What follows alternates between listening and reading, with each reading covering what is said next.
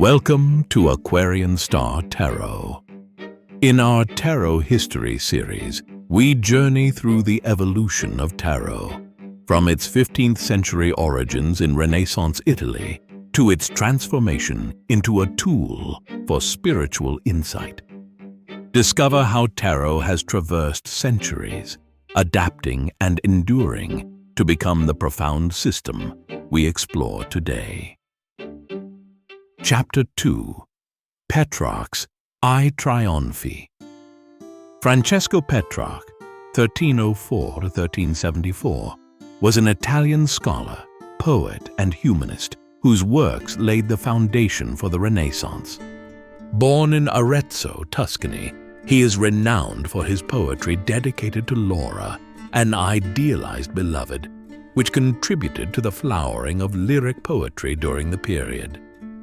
Petrarch's inquiring mind and love of classical authors led him to travel extensively, visiting men of learning and searching monastic libraries for classical manuscripts.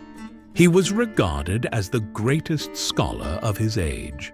Among his notable works is I Trionfi, The Triumphs, a series of 6 allegorical poems written in the Tuscan language. Composed over more than 20 years, the poetry is written in terza rima and consists of 12 chapters ordered in 6 triumphs envisioned by the poet in a dream, honoring allegorical figures such as love, chastity, death, fame, time, and eternity.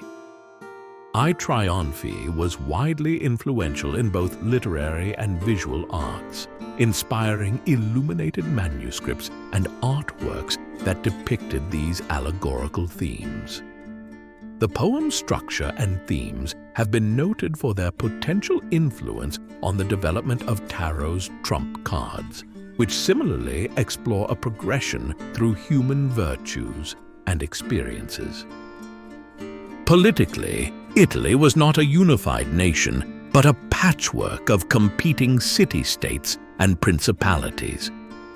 Courts, like that of the Visconti in Milan, were centers of power, patronage, and cultural production.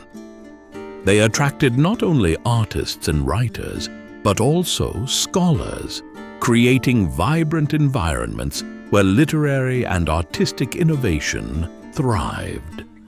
This competitive and fractious political climate, marked by frequent conflicts and shifting alliances, provided both the means and the motivation for patronage of the arts.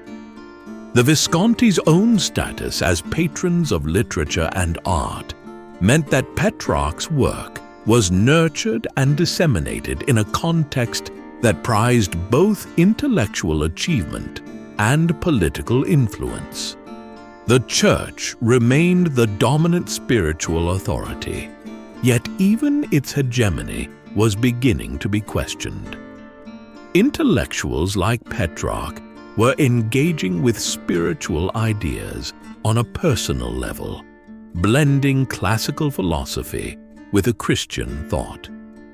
This duality of adhering to the traditional authority of the Church while also exploring personal, sometimes mystical interpretations of existence set the stage for later occult reinterpretations.